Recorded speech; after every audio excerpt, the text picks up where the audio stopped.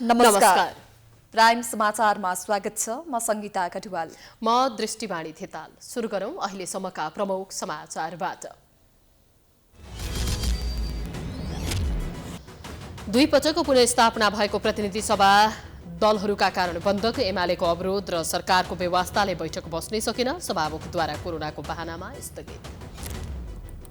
जेठमा स्थानीय तहको निर्वाचनका लागि ऐन संशोधनबारे दलहरूबीच तीव्र मतभेद। चुनावी तालमेलमा 5 दलीय गठबन्धनभित्र विवाद। कांग्रेसको शेखर समूह बाधक। विगत 24 घण्टामा कोरोना संक्रमणबाट थप 32 जनाको मृत्यु। 3540 जनामा संक्रमण। विद्यालयमा खोप नपुग्दा विद्यार्थीलाई लगाउने कार्यक्रम अलमलमा। 12 वर्षअघि कुष्ठरोग निवारणको घोषणा भए पनि अन्त्य हुन सकेन। वार्षिक 3000 भन्दा बढीमा रोग लाग्ने गरेको तथ्याङ्क। निर्मूल पार्ने अभियान असफल।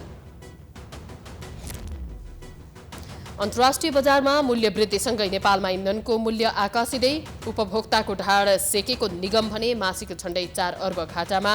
व्यवस्थापनमा कमजोरी। संयुक्त राष्ट्र संघद्वारा म्यानमारमा सरकारले ठूलो मूल्य चुकाउनुपर्ने चेतावनी। आफ्ना जनताको ज्यान र स्वतन्त्रताप्रति सरकार संवेदनशील नबनेको आरोप। र शहीद स्मारक ए डिभिजन लिगको 10औं चरणका खेलहरू माघको अन्तिम साताबाट सुरु गर्ने इन्फाको तयारी।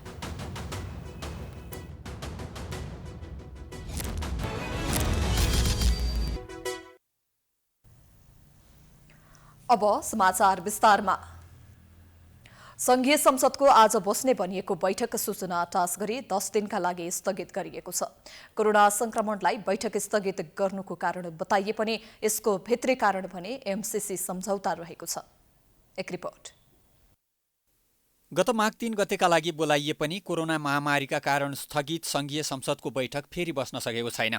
त्यसबेला सूचना टाँस गरेरै 16 गते बैठक डाकिए पनि आइतबार फेरि बैठक स्थगित गरिएको छ। अब प्रतिनिधि सभाको बैठक 26 गते बस्नेछ। लगातार 2 पटक सारिएको बैठक पनि 26 गते बस्ने बारे समेत अन्योल नै छ। कोरोनाको संक्रमण कायमै रहेकाले संसद स्थगित गरिएको बताइए पनि यसको वास्तविक कारण भने एमसीसी सम्झौता टेबल गर्ने प्रधानमन्त्री शेरबहादुर देउवाको अडान तथा स्थानीय निकाय निर्वाचन ऐन 2073 को संशोधनको तयारी रहेको बताइएको छ। आगामी जेठमा स्थानीय निकायको निर्वाचन गर्ने सत्ता गठबन्धनको तयारीसँगै सरकारमाथि संविधान र कानूनमा बाजिएका विषयलाई सम्बोधन गर्नुपर्ने बाध्यता आइपरेको छ। त्यस्तै संसदबाट एमसीसी सम्झौतामा समेत सहमति जुटाउने प्रयत्नमा प्रधानमन्त्री छन्।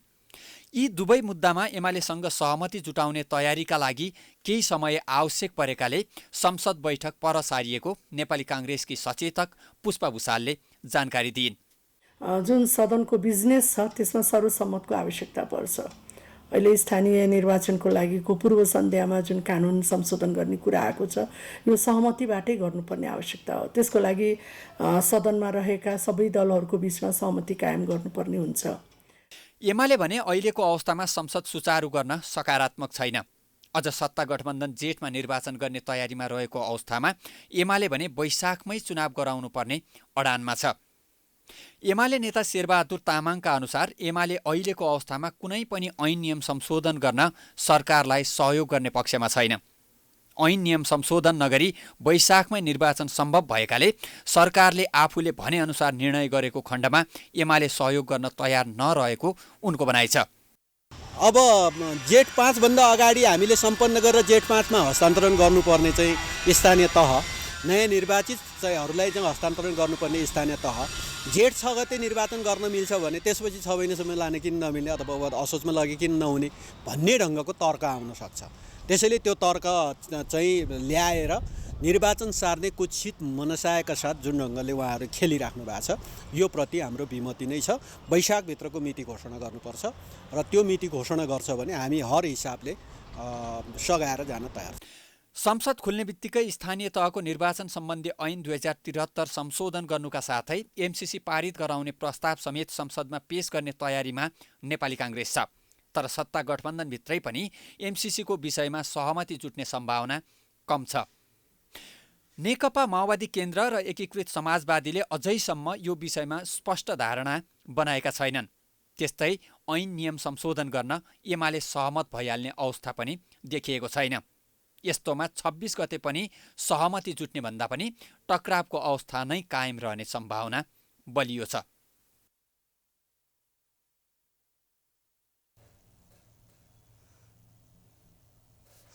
लामो अन्योलतालाई चिर्दै सत्तारूढ गठबन्धनका दलहरू अन्ततः आगामी जेठ महिनामा स्थानीय निकायको निर्वाचन गर्न सहमत भएका छन्।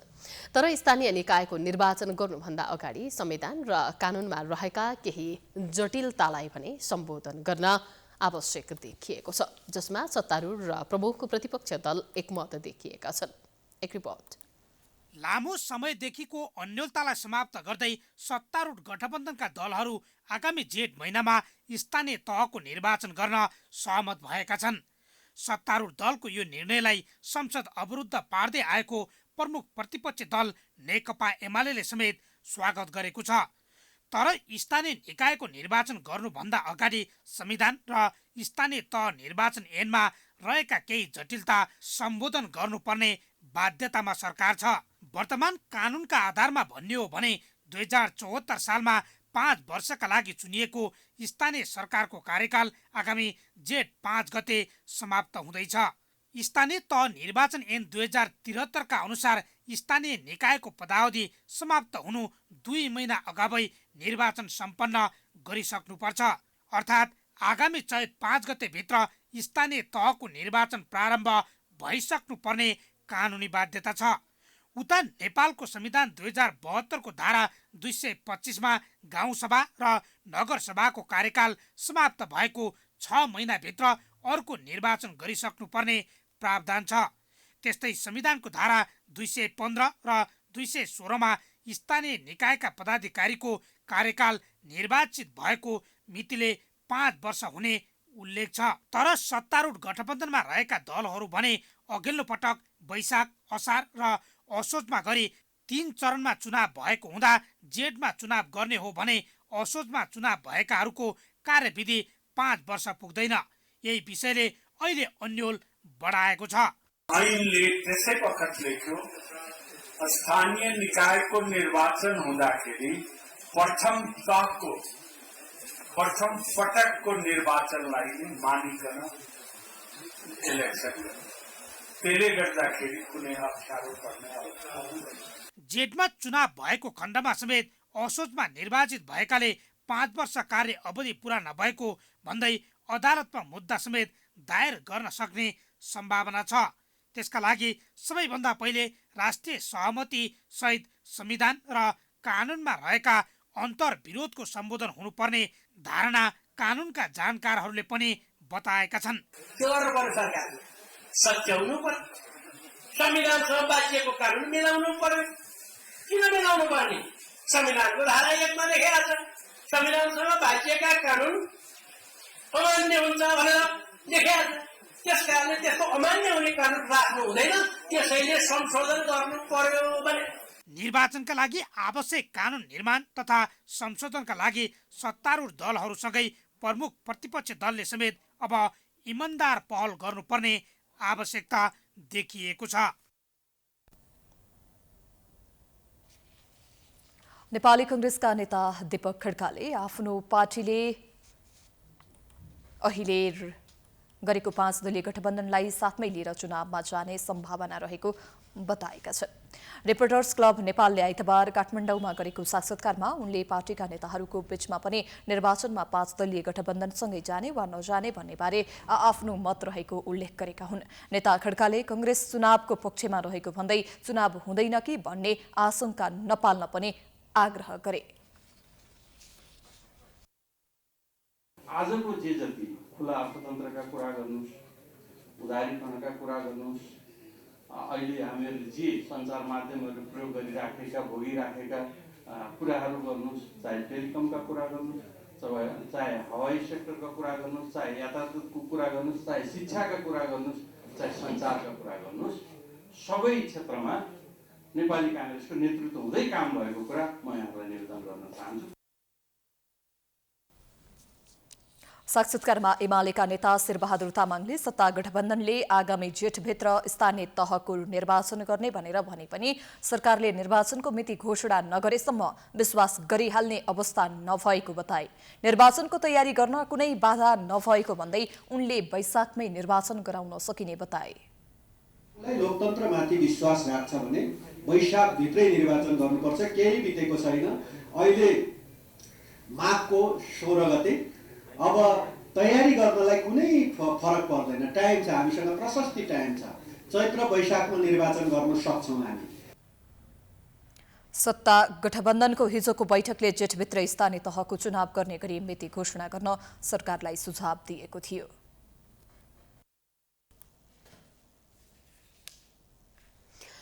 चौतर्फी दबावपछि आगामी जेठ महिनाभित्र स्थानीय तहको निर्वाचन गराउन सहमत भएको 5 दलीय सत्ता गठबन्धन निर्वाचनमा कसरी जान्छ भन्ने बहस सुरु भएको छ।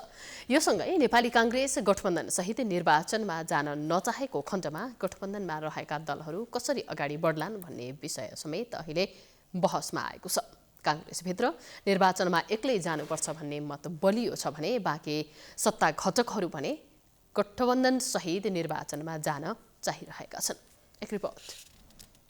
सत्ता गठबन्धनको नेतृत्व गरिरहेको नेपाली कांग्रेस पार्टीभित्र निर्वाचनमा एक्लै जानुपर्छ भन्ने मत बलियो छ।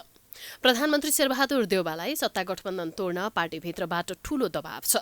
वर्तमान गठबन्धन निर्वाचनसम्म लगे कांग्रेसलाई घातक हुने भन्दै गठबन्धन तोड्नुपर्ने डाक्टर शेखर कोइराला समूहले निष्कर्ष निकालिसकेको छ। यदि कांग्रेसले एक्लै स्थानीय निर्वाचनमा जान चाहेको अवस्थामा भने गठबन्धनमा रहेका दलहरूले के गर्लान्, त्यसपछिको चुनावी तालमेल कस्तो बन्ला भन्ने पनि बहसको विषय बनेको छ। अहिलेसम्म गठबन्धनमा कुनै समस्या नआएको र राष्ट्रिय सभाको नतिजाले पनि प्रष्ट देखाएका कारण 5 दलीय गठबन्धन स्थानीय निर्वाचनमा तालमेल सहित जाने एकीकृत समाजवादीका महासचिव डाक्टर बेदुराम भुसाल बताउँछन्। नेपाली कांग्रेसमा यो गठबन्धनबाट जान हुँदैन, एक्लै चुनाव लड्नुपर्छ भन्ने मत बलियो छैन, कमजोर छ, बलियो मत होइन त्यो। त्यसको साथसाथै रामचन्द्र पौडेल र कृष्ण सिटौलाजीहरू पनि यो गठबन्धनबाटै जानुपर्छ भन्ने मतमा हुनुहुन्छ, उहाँहरू यसमा दृढ अडानमा हुनुहुन्छ। 5 दलीय गठबन्धन कायम रहेर जान्छ। 5 दलीय गठबन्धन संयुक्त रूपमा स्थानीय तहको चुनावमा जान्छ। यदि कांग्रेससँग गठबन्धन हुन सकेन भने अरूको बिचमा के हुन्छ भन्ने सवालमा अरूको बिचमा त सहकार्य हुन्छ, गठबन्धन भएर जान्छ। यदि 100% स्थानीय तहमा तालमेल हुन नसके पनि केही स्थानीय तहमा भए पनि गठबन्धन सहित निर्वाचनमा जाने जसपाका अध्यक्ष उपेन्द्र यादव बताउँछन्। नेपाली कांग्रेसको नेतृत्व अहिलेसम्म सँगै अगाडि बढ्नुपर्छ भनेको थियो र सँगै बढ्दाखेरिको परिणाम के हुन्छ भन्ने कुरा भर्खरै सम्पन्न भएको राष्ट्रिय सभाको चुनावले पनि देखाएको छ। त्यसकारणले सक्दो अब 100% सिटमा स्थानीयमा नहुन सक्ला, तर सक्दो सिटहरूमा पालिकाहरूमा महानगरपालिकाहरूमा हामीले गठबन्धनकै आधारमा चुनावमा जानुपर्दछ। कति सकिन्छ म्याक्सिमम गठबन्धनलाई नै बलियो बनाएर जाने प्रयासमा हुन्छ। हाम्रो तर्फबाट चाहिँ गठबन्धन नै चुनावमा जानुपर्छ, गठबन्धन गरेरै जानुपर्छ, सिटमा तालमेल गरेर जानुपर्छ भन्ने पक्षमै हामी छौँ। माओवादी केन्द्रका अध्यक्ष प्रचण्ड र एकीकृत समाजवादीका अध्यक्ष माधव कुमार नेपाल गठबन्धन नतोड्ने शर्तमा स्थानीय तहको निर्वाचनमा जान तयार भएको समेत विश्लेषण भइरहेको छ। नेकपा माओवादी केन्द्र र एकीकृत समाजवादी पार्टी एक्लै निर्वाचनमा जान सक्ने अवस्था छैन। माओवादी केन्द्रको संगठन तल्लो तहमा निकै कमजोर बनिसकेको छ भने नेकपा यस माओवादीको भरोसामा छ।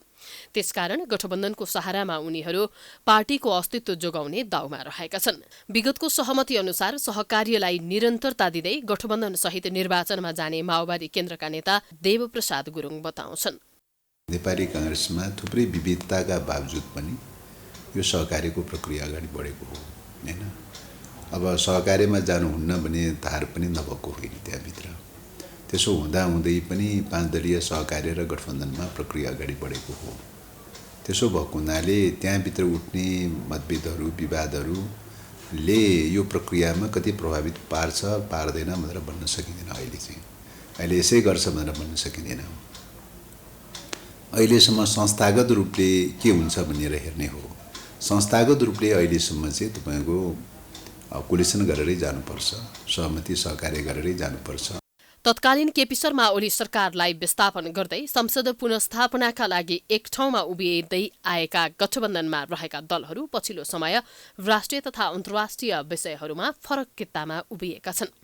एमसीसी पास गराउने वा नगराउने भन्ने विषयमा गठबन्धनमा साझा धारणा बन्न सकेको छैन।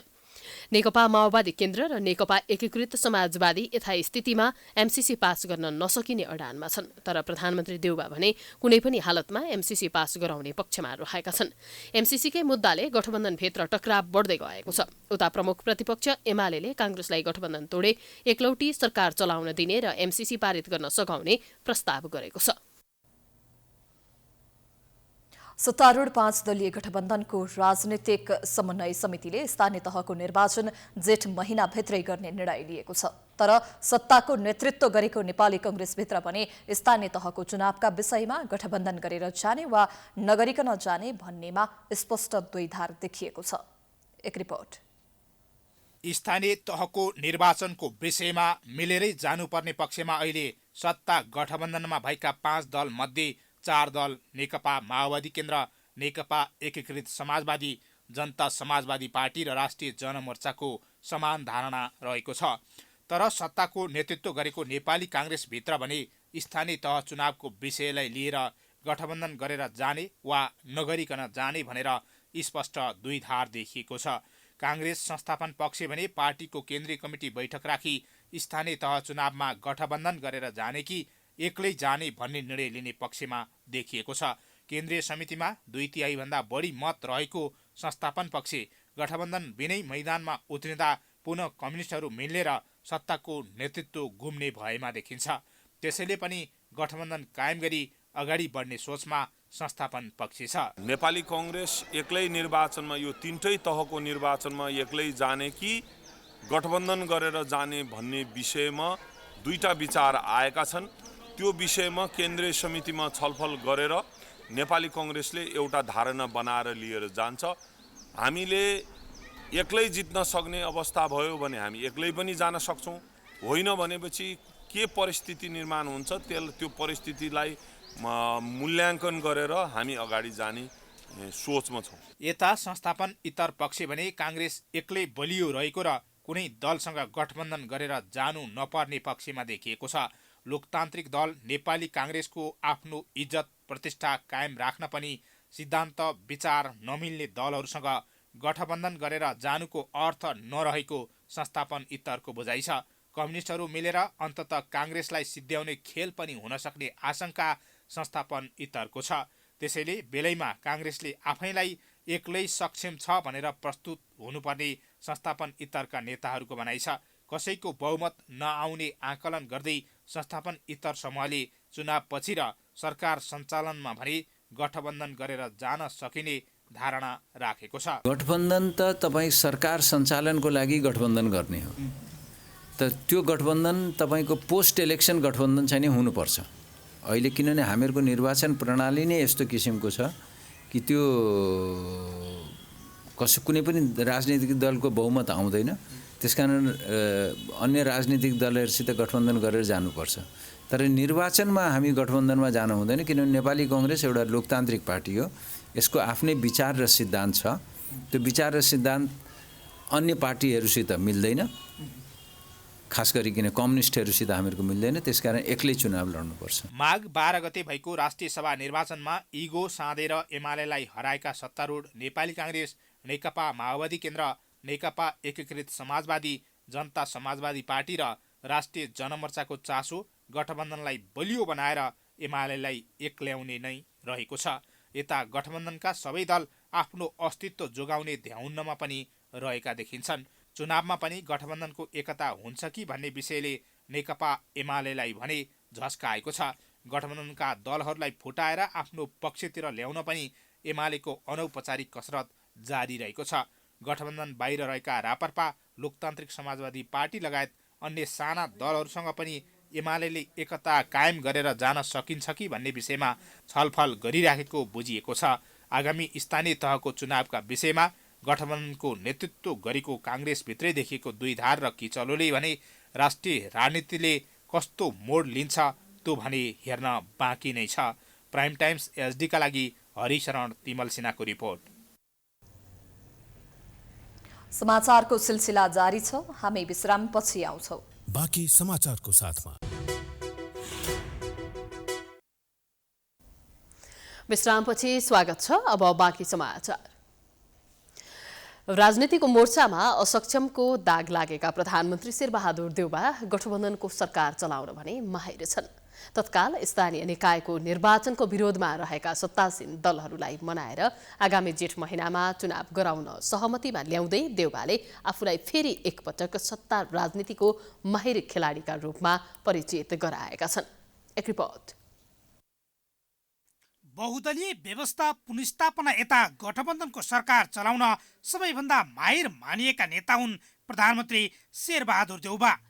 नेकपा माओवादीले ज्ञापन पत्र बुझाउँदै सशस्त्र विद्रोहको सुरुवात गर्दा गठबन्धनकै सरकार चलाएका देउबा अहिले त्यही माओवादीको बलियो साथ पाएर 5औं कार्यकालका लागि प्रधानमन्त्री बनेका छन्। त्यति मात्र नभएर गणतन्त्र स्थापना यता त्यही माओवादीको समर्थन उनी 2 पटक सत्ताको नेतृत्वमा पुगेका छन्। माओवादी केन्द्रका अध्यक्ष पुष्पकमल दाहाल प्रचण्डको हात समातेर प्रधानमन्त्री बनेपछि देउबाले 2074 सालमा स्थानीय निकायको निर्वाचनको तेस्रो चरण सम्पन्न गराउने मौका पाएका थिए। हुन त उनको नेतृत्वमा भएका स्थानीय निकायको मात्र नभएर संघीय र प्रदेश निर्वाचनमा कांग्रेस कमजोर देखियो। तर गणतान्त्रिक नेपालको पहिलो स्थानीय तहको चुनावको तेस्रो तथा अन्तिम चरणका साथै आम निर्वाचन सम्पन्न गराउने उनी भाग्यमानी प्रधानमन्त्री बन्न पुगे। उता कांग्रेसको कमजोर प्रदर्शनपछि पार्टीभित्र आलोचना हुँदा उनले कांग्रेसले हारे पनि लोकतान्त्रिक पद्धतिबाट चुनाव सम्पन्न गराएर मुलुकलाई जिताएको दाबी गरेका थिए। अहिले उनै देउबाको काँधमा लगातार दोस्रो पटक संघीय गणतान्त्रिक नेपालको स्थानीय तहदेखि प्रदेश र संघीय निर्वाचन गराउने जिम्मेवारी आएको छ।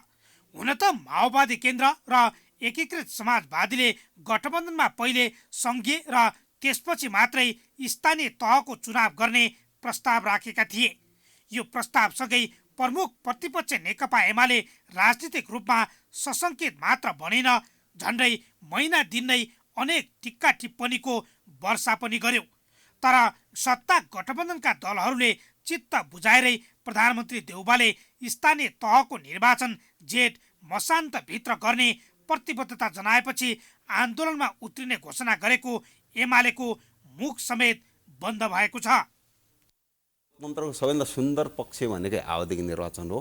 काङ्ग्रेस आवधिक निर्वाचनबाट कहिले पनि भाग्दैन, नसकेर भन्ने कुरै भएन। अहिले तपाईँ भनिरहनु भएको छ अरू पार्टी चाहेका थिएन, अरू पार्टी चाहेका थिएन भने त काङ्ग्रेसै चाहेर भयो नि त, कसरी भाग्यो भन्नुहुन्छ? त्यसमा अब निर्वाचन हुन्छ? हुन्छ, ढुक्क भए हुन्छ जनता, एकदम त्यसमा तलमाथि हुँदैन, एकदम ढुक्क। जेठ महिनाभित्र स्थानीय तहको निर्वाचन हुन्छ। विगतमा स्थानीय निकायको चुनाव नगराएर लामो समय जनप्रतिनिधि विहीन बनाएको आरोप लाग्ने गरेका प्रधानमन्त्री शेरबहादुर देउबाले यो पटक आरोपबाट बच्न पनि जोखिम मोलेका छन्। 2074 को चुनावपछि कांग्रेसलाई सत्तामा जाने बाटो नै बन्द थियो। तर एमाले अध्यक्ष केपी शर्मा ओलीकै दम्भ र एकलकाटे निर्णयका कारण 5औं पटक देउबालाई सत्तामा पुग्ने अवसर जुर्यो। एमालेबाट विभाजित भएर सत्ता साझेदार बनेको नेकपा एकीकृत समाजवादी पार्टीले समेत अहिले देउबाको कार्यशैलीलाई रुचाएको छ। उहाँ चाहिँ नि पटक पटक प्रधानमन्त्री भइसक्नु भएको व्यक्ति हुनुहुन्छ र उहाँसँग सत्ता सञ्चालनको अनुभव चाहिँ नि लामो छ र उहाँ एउटा अलि लचकता भएको व्यक्ति पनि हो। यो गठबन्धनको पनि पहिला पनि अब एउटा अनुभव प्राप्त गरेर नेतृत्व गरिसक्नु भएको व्यक्ति हुनुहुन्छ। त्यसैले अब जहाँसम्म अब हाम्रा मन्त्रीज्यूहरूको अब कुराहरू सुन्दाखेरि पनि उहाँ चाहिँ नि सहज हुनुहुन्छ। स्थानीय तहको निर्वाचनमा गठबन्धन गरेरै जाने प्रधानमन्त्री देउबाको प्रतिबद्धता छ। तर कांग्रेसभित्रै एक्लै चुनावमा जानुपर्छ भन्ने विचार पनि बलियो छ। तर देउबा 13औं महाधिवेशनमा पराजय भोगेर आफ्नै गुर चलाइरहेका नेता रामचन्द्र पौडेलदेखि कृष्ण सिटौलासम्मको साथले पार्टीभित्र पनि थप बलियो देखिएका छन्। 2074 को निर्वाचनमा कङ्ग्रेसको पराजयले आलोचित बनेका देउबा यसपटक भने गठबन्धन गरेरै भए पनि पहिलो पार्टी बनाउने योजनामा छन्। कोरोना संक्रमणका कारण विगत 24 घण्टामा 32 जनाको मृत्यु भएको छ। यो संख्या केही दिन अघिदेखि छुटेको समेत जोडिएको हो। मृतकको संख्या समेत बढ्दै गए पनि आइतबार भने अघिल्लो दिनको तुलनामा संक्रमितको संख्या घटेको छ। पछिल्लो 24 घण्टामा 3540 जना संक्रमित थपिँदा 6359 जना निको भएका छन्। एक रिपोर्ट। पछिल्ला दिनमा नेपालमा कोरोना संक्रमितको संख्यासँगै मृतकको संख्या समेत बढ्दै गएको छ। स्वास्थ्य तथा जनसंख्या मन्त्रालयका अनुसार विगत 24 घण्टाको अवधिमा 32 जनाको मृत्यु भएको छ। मन्त्रालयका अनुसार वीरेन्द्र अस्पतालले ढिला गरी 12 जनाको मृत्युको जानकारी दिएको हो भने बाँकी 20 जनाको भने विभिन्न अस्पतालबाट 13 गतेसम्म जानकारी प्राप्त भएको मन्त्रालयले जनाएको छ। आइतबार परीक्षण कम हुँदा नयाँ संक्रमित समेत कम देखिएका हुन्। 9910 पीसीआर र 3295 एन्टिजन विधिबाट गरिएको परीक्षणमा 3540 जना नयाँ संक्रमित भेटिएका हुन्। परीक्षण गरिएका नमुनामध्ये 30.8% कोरोना संक्रमण देखिएको छ। मन्त्रालयकी प्रवक्ता डाक्टर संगीता कौशल मिश्राले साताभरको संक्रमण दर 40% माथि नै रहे तापनि गत साताको तुलनामा यो साता संक्रमण दर 4% कमी आएको जानकारी दिइन्। गत 24 घण्टामा 9910 पीसीआर परीक्षणमा 3049 संक्रमण पुष्टि भएको छ भने 3235 वटा एन्टिजन परीक्षण गर्दा 491 संक्रमण पुष्टि भएको छ। आज 6359 जना कोभिड-19 संक्रमणबाट मुक्त भई डिस्चार्ज हुनुभएको छ। गत हप्ताको तुलनामा यो हप्ताको औसत संक्रमण दरमा 4% कमी आए तापनि अझै पनि संक्रमण दर 40% भन्दा बढिरहेको छ। कोभिड-19 को जोखिम अझै पनि कायमै छ। त्यसैले हामी सबै सतर्क रहौं र जनस्वास्थ्यका मापदण्डहरूको पूर्ण रूपमा पालना गरौं। आइतबार नयाँ संक्रमित भन्दा निको हुनेको संख्या धेरै देखियो। आइतबार कोरोना संक्रमण पश्चात 6359 जना संक्रमण मुक्त भएका छन्। हाल देशभर 83979 जना सक्रिय संक्रमित रहेका छन्। हालसम्म 3,08,76,900 जनाले खोप लगाएका छन्, जसमध्ये 1,65,27,741 जनाले कम्तीमा एक मात्रा र 1,40,15,324 जनालाई पुनः मात्रा दिएको छ। त्यस्तै 3,33,835 जनालाई अतिरिक्त मात्रा खोप प्रदान गरिएको छ। 12 देखि 18 वर्ष उमेर समूहका बालबालिकालाई कोरोना विरुद्धको खोप विद्यालयमै दिने निर्णय गरेको सरकारले खोप उपलब्ध गराउन भने सकेन, जसले गर्दा आजदेखि बालबालिकालाई खोप लगाउने कार्यक्रम प्रभावित भएको छ। सरकारी परिपत्र अनुसार विद्यालय खोले पनि विद्यालयमा खोप उपलब्ध नहुँदा विद्यार्थी र शिक्षक नै अन्योलमा परेका छन्। एक रिपोर्ट। कोरोना भाइरस संक्रमितको संख्या बढ्दै गएपछि त्यसको रोकथाम तथा न्यूनीकरणका लागि अहिले खोप नै विकल्पका रूपमा लिएको छ। शिक्षा विज्ञान तथा प्रविधि मन्त्रालयले पनि यही माघ 15 गतेदेखि 20 गतेसम्म सबै विद्यालयको 12 देखि 17 वर्ष उमेर समूहका बालबालिकालाई कोरोना विरुद्धको खोप लगाउनका लागि 5 दिन विद्यालय खोल्न परिपत्र गरेको थियो। उक्त परिपत्र अनुसार विद्यालय खोलिए पनि वडा कार्यालय, विद्यालय र स्वास्थ्य मन्त्रालयको समन्वय हुन नसक्दा विद्यालयमा आएका बालबालिकाले विद्यालयमै खोप लगाउन नपाएका हुन्। काठमाडौँ महानगरपालिका वडा नम्बर 29 को संयोजनमा हामीले पुसबाट चिठी आदान प्रदान गरेका थियौँ।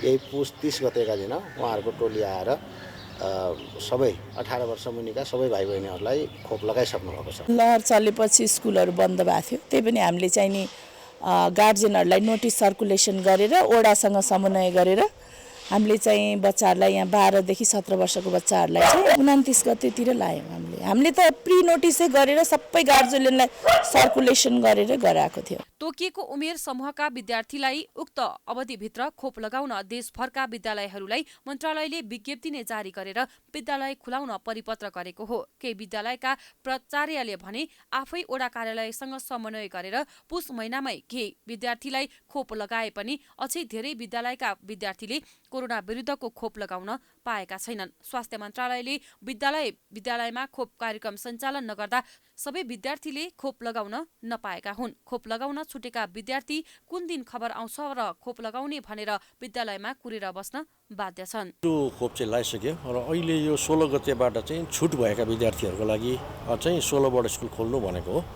कन्ट्याक्टमा बस्ने हामी चाहिँ यहाँ हुने बित्तिकै तपाईँहरूलाई फोन गर्छौँ भनेर त्यसरी बच्चाहरूलाई चाहिँ पठाइरहेको छ भनेको थियो। अस्ति एक लटमा चाहिँ लगाइसके त छुट भएका बच्चाहरू चाहिँ लाउनु आएको छैन र खबर पनि अहिले जुन चाहिँ नोटिस एउटा पायौँ त्यहाँदेखि अरू कुनै समन्वय हामीलाई भएको चाहिँ छैन। विद्यार्थीलाई विद्यालय खुलाएर माघ 15 गतेदेखि लगातार 20 गतेसम्म कोरोना विरुद्धको खोप लगाउने भनेर सरकारले निर्णय नै गरेर परिपत्र गरे पनि कार्यान्वयनको पाटोमा सरकार चुकेको छ। स्थानीय वडा कार्यालय, विद्यालय र स्वास्थ्य मन्त्रालय बीच समन्वयको अभावमा खोप लगाउन विद्यालयमा आएका बालबालिका दिनभरि विद्यालयमा बसेर खोप नलगाई घर फर्किन बाध्य भएका छन्। सरकारी संयन्त्रको समन्वय अभावका कारण बालबालिकाले अनावाहकमा दुःख पाएका छन्। यसको जवाब कसले दिने?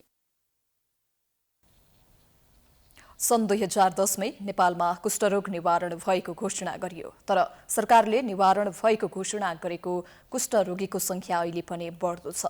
सरकारी तथ्याङ्ककै आधारमा भन्ने हो भने विशेष गरी तराईका जिल्लामा कुष्ठरोगीको संख्या बढ्दै गएको छ। कुष्ठरोग निवारण भएको घोषणा गरेको सरकारकै तथ्याङ्कले यो रोगका बिरामी बढ्न थालेको पुष्टि गरेसँगै चुनौती समेत थपिएको छ। एक रिपोर्ट। आइतबार 69औं विश्व कुष्ठरोग दिवस औपचारिक रूपमा विभिन्न कार्यक्रम गरेर मनाइयो। कुष्ठरोगबारे जनचेतना बढाउने उद्देश्यबाट सन् 1954 देखि यो दिवस विश्वभर मनाउन थालिएको हो। कुष्ठरोग विरुद्ध सर्वसाधारणमा जनचेतना फैलाउने उद्देश्यले वर्षौनी अनेकौं औपचारिक कार्यक्रम गरिन्छ, तर सरकारी घोषणामा बाहेक अहिलेसम्म यो रोग निवारण हुन सकेको छैन।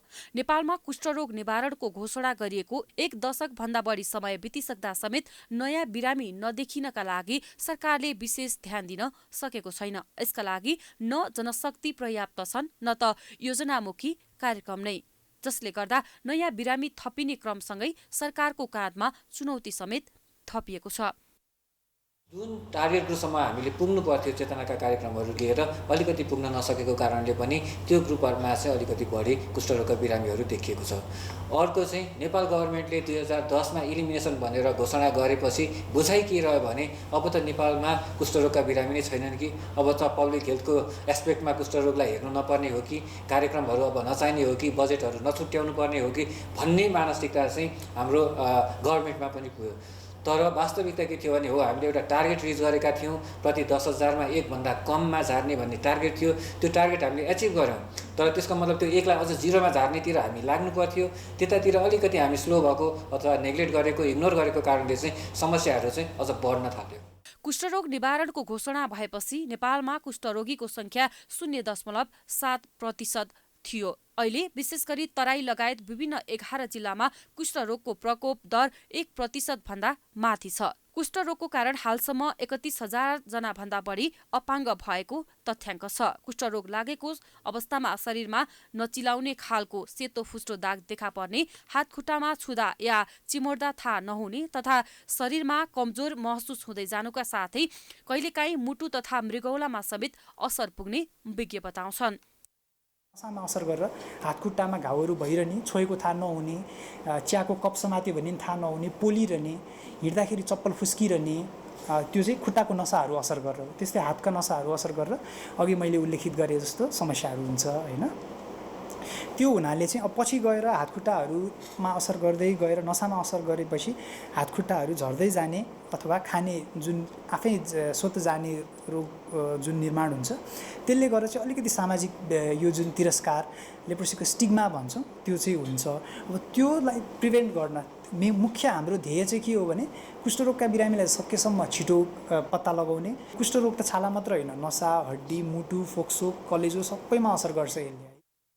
नेपालमा हरेक वर्ष 3000 भन्दा बढीमा कुष्ठरोग देखिने गरेको सरकारी तथ्याङ्क छ। कुष्ठरोग नियन्त्रण तथा अपाङ्गता व्यवस्थापन शाखाको तथ्याङ्क अनुसार 2074-75 मा 3249, 2075-76 मा 3282 तथा 2076-77 मा 1853 जनामा कुष्ठरोग देखिएको थियो। पछिल्लो वर्ष कोभिड महामारीका कारण तथ्याङ्कगत रूपमा कुष्ठरोगीको संख्यामा केही कमी आएको देखिएको छ। तर पनि आर्थिक वर्ष 2077-78 मा 2173 जनामा रोग देखिएको थियो। यो अवधिमा भेटिएका कुष्ठरोगी मध्ये 37% महिला छन्। त्यस्तै 14 वर्ष मुनिका 101 जना बालबालिका समेत यो रोगबाट ग्रसित बनेका छन्। कुष्ठरोगबारे नकारात्मक सोच र सही जानकारीको अभावले रोग लुकाउने, समयमै उपचारको खोजी नगर्ने तथा सरकारी निकायले जनचेतना जगाउन नसकेका कारण जोखिम समेत बढ्दै गएको छ। प्रधानमन्त्री शेरबहादुर देउवाले शहीदहरूको त्याग, तपस्या र बलिदानीबाट नै आजको लोकतन्त्र सम्भव भएको बताएका छन्। शहीद दिवसको अवसरमा काठमाडौँमा आयोजित समारोहमा सहभागी हुँदै प्रधानमन्त्री देउवाले शहीदको बलिदानीबाटै जनताको शासन स्थापित भएको धारणा राखे। स्वतन्त्रता र विधिको शासन स्थापना गर्न ज्यान हत्यामा नराखेर काम गर्ने सबै शहीदहरू मुलुकका सच्चा सपूत हुन्। स्वार्थी नराखी समग्र समाज र मुलुकको विकास रूपान्तरका लागि अवरात्र खटे कि शहीदहरूको शहादत, बलिदान र त्यागले नै मुलुकको ठुला राजनीतिक परिवर्तनसँगै आज जनताको शासन स्थापित हुन सकेको हो। प्रजातन्त्र स्थापना एवं पुनर्स्थापना तथा विभिन्न कालखण्डका स्वतन्त्रताका लागि जीवन आहुति दिने शहीदको सम्झनामा सरकारले बिहानै प्रभात फेरी सहित शहीदको शालिगमा माल्यार्पण गरेको हो। दिवसका अवसरमा आज बिहान शान्ति बाटिका रत्न पार्कबाट शहीद स्मारक लैनचौरसम्म प्रभात फेरी गरिएको थियो। प्रभात फेरीमा प्रधानमन्त्री, मन्त्री, सरकारका उच्च पदस्थ अधिकारी, जनप्रतिनिधि सहभागी रहेका थिए। सुरक्षा निकायको ब्यान्ड टोली र मार्च पास टोली सहितको प्रभात फेरी शहीद स्मारक लैनचौर पुगे ज्ञात अज्ञात शहीदप्रति श्रद्धाञ्जली अर्पण गरी सम्पन्न भएको थियो। वीर शहीदको स्मरणमा विक्रम सम्वत 2012 देखि काठमाडौँ महानगरपालिकाको संयोजनमा माघ 10 देखि 16 गतेसम्म शहीद सप्ताह मनाउने गरिएको छ।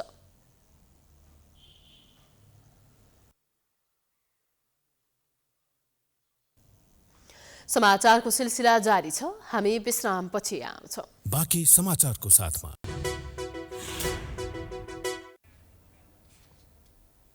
विश्रामपछि पुनः स्वागत छ। अब आर्थिक समाचार।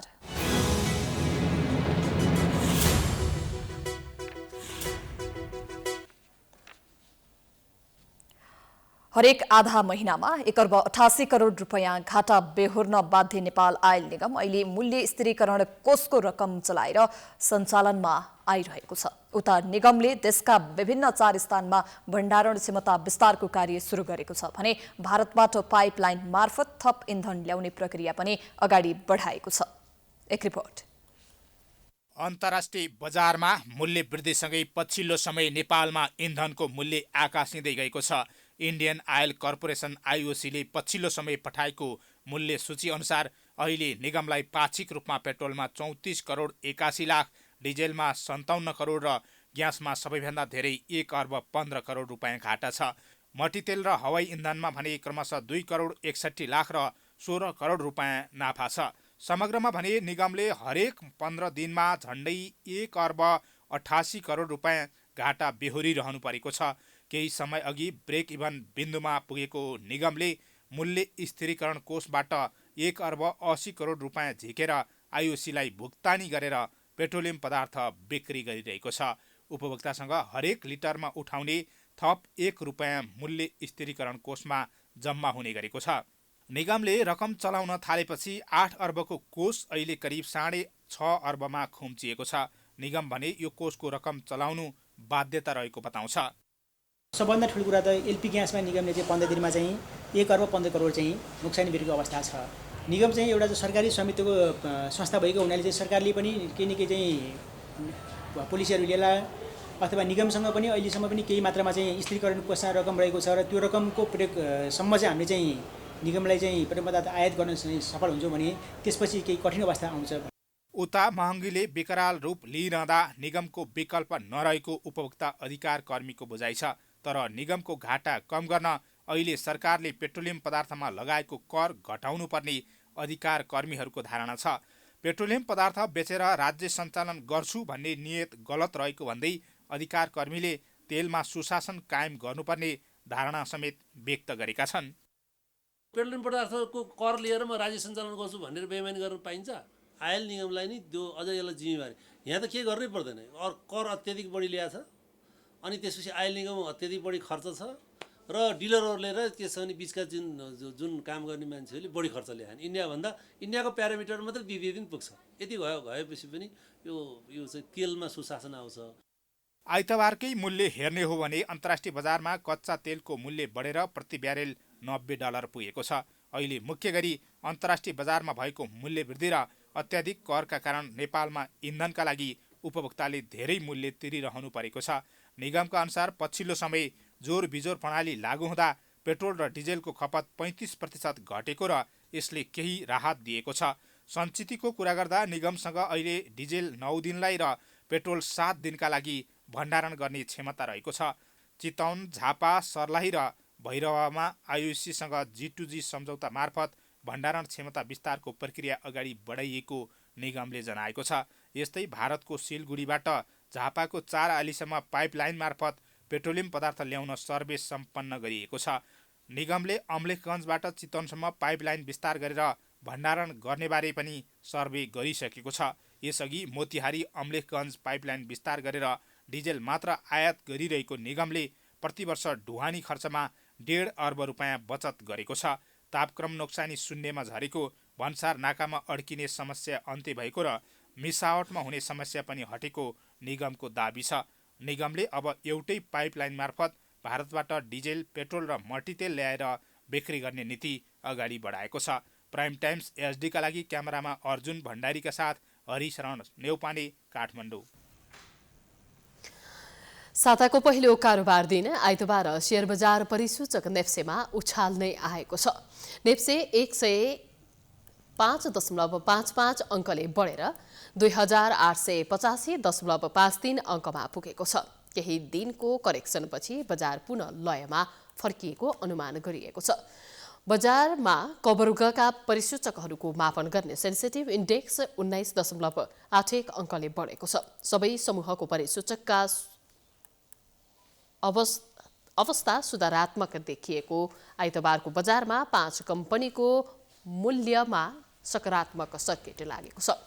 उहिले नेपाल लघुवित्त वित्तीय संस्था, Shivashree hydro power, Liberty energy company, Nifra र बुद्धभूमि नेपाल हाइड्रो पावर कम्पनीको शेयर मूल्यमा सकारात्मक सर्किट लागेको हो।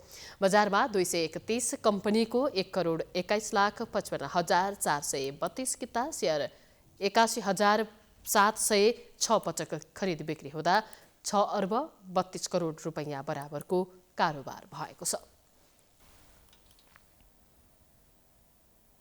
अब अन्तर्राष्ट्रिय समाचार।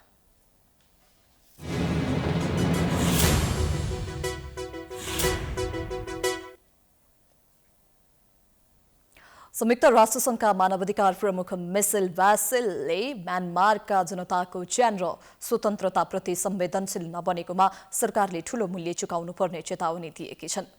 म्यानमार विरुद्धको अन्तर्राष्ट्रिय प्रतिक्रियालाई अप्रभावी रहेको टिप्पणी गर्दै यसमा संकटको परिमाणसँग मिल्दोजुल्दो तत्काल भावनाको अभाव रहेको बताइन्। म्यानमारका सैनिक शासकलाई आफ्नै जनता विरुद्ध हिंसा बन्द गर्न र छिटो नागरिक शासन पुनर्स्थापित गर्न विश्व नेताहरूले दबाव बढाउनु पर्नेमा उनको जोड छ।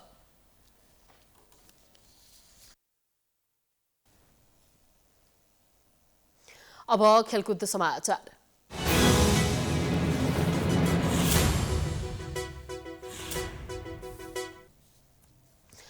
शहीद स्मारक ए डिभिजन लिगको 10औं चरणका खेलहरू माघको अन्तिम साताबाट सुरु हुने भएका छन्। एन्फाले लिगका 10औं चरणका खेलहरू माघको 27 गतेबाट सुरु गराउने तयारी गरेको हो। त्योभन्दा अगाडि कोभिडका कारण स्थगित भएको च्यासर युथ क्लब र नेपाल पुलिस क्लबको खेल गराउनेछ। 9 चरणका खेलहरू सकिएपछि करिब 3 साताका लागि लिगमा ब्रेक भएको थियो। 9 चरणसम्मको खेल सकिँदा मच्छिन्द्र क्लब लिगको शीर्ष स्थानमा रहेको छ।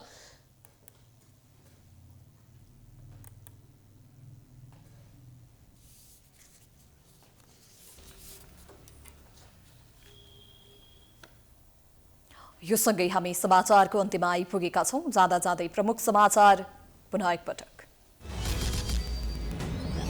दुई पटक पुनर्स्थापना भएको प्रतिनिधि सभा दलहरूका कारण बन्धक। एमालेको अवरोध र सरकारको व्यवस्थाले बैठक बस्नै सकेन। सभामुखद्वारा कोरोनाको बहानामा स्थगित। जेठमा स्थानीय तहको निर्वाचनका लागि ऐन संशोधनबारे दलहरूबीच तीव्र मतभेद। चुनावी तालमेलमा 5 दलीय गठबन्धनभित्र विवाद। कांग्रेसको शेखर समूह वादक।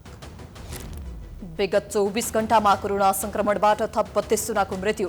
3540 जनामा संक्रमण। विद्यालयमा खोप नपुग्दा विद्यार्थीलाई लगाउने कार्यक्रम अलमलमा।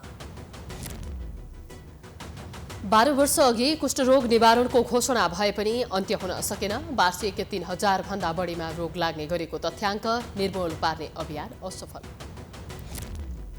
अन्तर्राष्ट्रिय बजारमा मूल्य वृद्धिसँगै नेपालमा इन्धनको मूल्य आकाशिँदै। उपभोक्ताको ढाड सेकेको निगम भने मासिक झण्डै 4 अर्ब घाटामा व्यवस्थापनमा कमजोरी। संयुक्त राष्ट्रसङ्घद्वारा म्यानमार सरकारले ठूलो मूल्य चुकाउनुपर्ने चेतावनी। आफ्ना जनताको ज्यान र स्वतन्त्रताप्रति सरकार संवेदनशील नबनेको आरोप। र शहीद स्मारक ए डिभिजन लेगको 10औं चरणका खेलहरू माघको अन्तिम साताबाट सुरु गर्ने एन्फाको तयारी।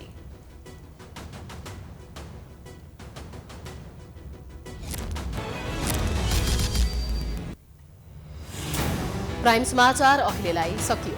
यसपछिको प्रस्तुति जनता जान्न चाहन्छन् सीधमलाको साथमा हेर्न सक्नुहुनेछ। हेर्दै रहनुहोला प्राइम टाइम्स एसडी। नमस्कार।